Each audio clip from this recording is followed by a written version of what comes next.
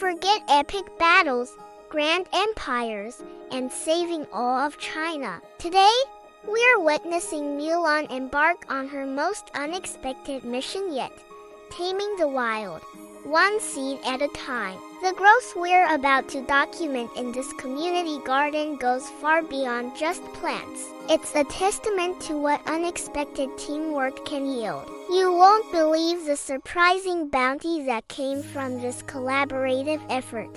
So stick around. The war was over. The parades had ended. The medals were polished and put away. But for Mulan, a different kind of quiet settled in a void that victory couldn't fill. The adrenaline of the battlefield was replaced by the slow, predictable rhythm of village life. Walking through the city, she saw remnants of the conflict not on the battlefield, but in the tired faces and the scarcity in the market stalls. Then, her eyes landed on a patch of forgotten land, a dilapidated, overgrown lot, wedged between buildings, choked with weeds and debris. It was an eyesore, a symbol of neglect. But where others saw urban decay, Mulan saw a new battleground. The spark of an idea ignited. What if this wasteland could feed them? What if it could bring them together again? Not in defense, but in creation. This wasn't a mission assigned by the emperor. It was a challenge that rose from the very soil of her community, and her characteristic determination kicked in. This was a new way to serve. Securing the space was the first hurdle. It took petitions, meetings with village elders, and convincing landowners that her vision was more than just a fleeting fancy. The skepticism was palpable. A garden? Here, some scoffed. We're warriors, not farmers, others muttered. But Mulan's resolve was as strong as ever. She stood before the neglected plot, not with a sword, but with a simple, powerful idea. With the land secured, the real work began. Mulan knew she couldn't do it alone. Her first recruits were not the soldiers she once trained, but the village's most underestimated assets. She sought out the elders, like Grandma Liu, whose hands, though wrinkled, held generations of gardening wisdom. They knew the secrets of the seasons, the language of the soil. Then came the children, bundles of untamed energy, who she enlisted as the official worm patrol and water brigade. Their laughter became the garden's first soundtrack.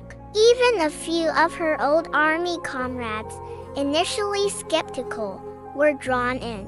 Ling, Yao, and Chen Po, more accustomed to sparring than sewing, found a new kind of camaraderie. At first, their powerful swings with shovels were clumsy, better suited for combat than cultivation.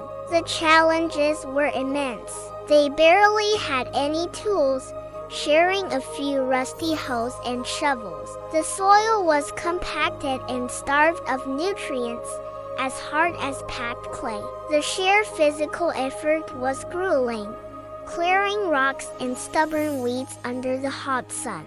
Days were long and backs were sore, but something magical started to happen between the rows of tilled earths. As they shared water skins and broke for simple meals of rice and tea, they shared stories. Laughter echoed across the plot as Yao accidentally planted a row of carrots upside down. They weren't just tilling soil. They were building community bonds, one shared meal, one inside joke at a time. The garden was becoming more than just a project.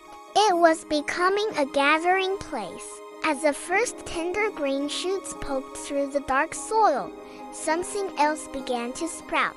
Unexpected friendships. People who had only ever nodded to each other in the street were now working side by side, their hands in the same earth. Grandma Liu found herself patiently teaching a once intimidating warrior the gentle art of pinching back tomato suckers. Young children, in their quest for the fattest earthworms, started talking to elders they had previously ignored, learning stories about their own village history. The garden became a great equalizer. Rank, age, and reputation dissolved in the shared task of nurturing life, and the skills they developed went far beyond horticulture. When a sudden downpour threatened to wash away a newly seeded bed, the group had to think fast, improvising a drainage system with rocks and leftover wood. It was a lesson in rapid problem solving.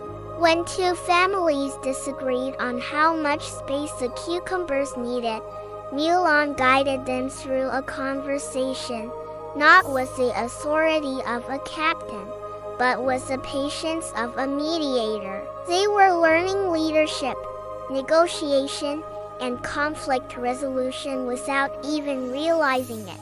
Then came the moment of truth, the first harvest. A young girl let out a squeal of pure joy as she pulled a perfect crimson radish from the ground.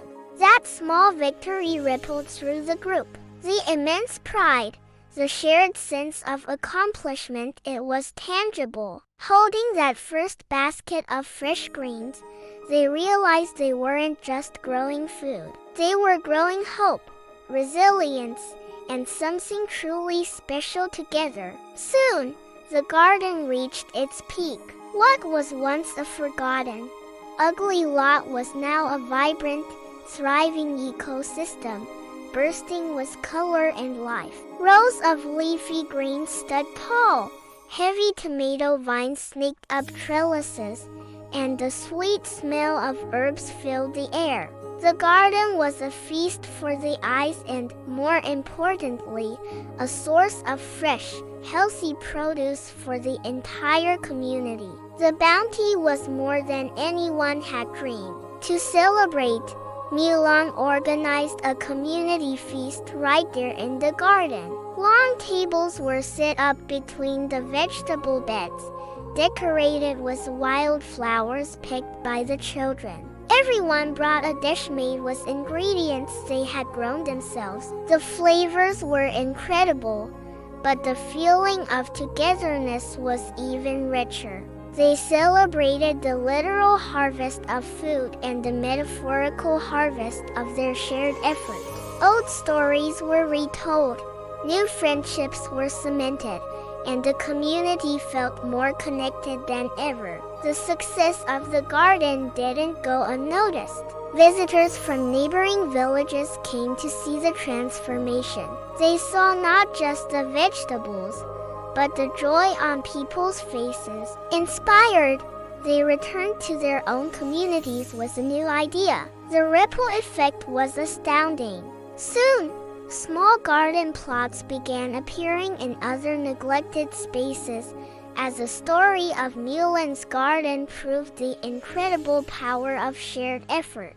It was a quiet, green revolution, spreading from one community to the next. As autumn painted the leaves in hues of gold and amber, the focus shifted from harvesting to sustaining the bloom. This wasn't a one-season project. It was a lasting legacy.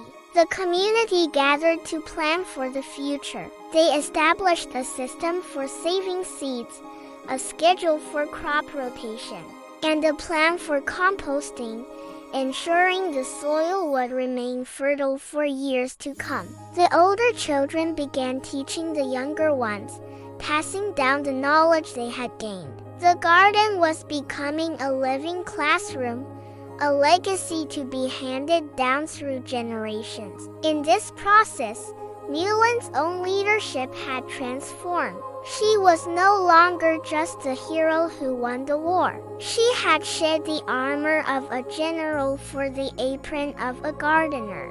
She led not by giving orders, but by empowering others, by listening, and by nurturing their strengths. She showed everyone that true strength isn't just about wielding a sword. It's about having the patience to cultivate life, whether it's a tiny seed or an entire community. Standing in the flourishing garden, watching a new generation of children chase butterflies among the marigolds, Mulan reflected on the journey. The most beautiful growth hadn't been the plants themselves, but the people.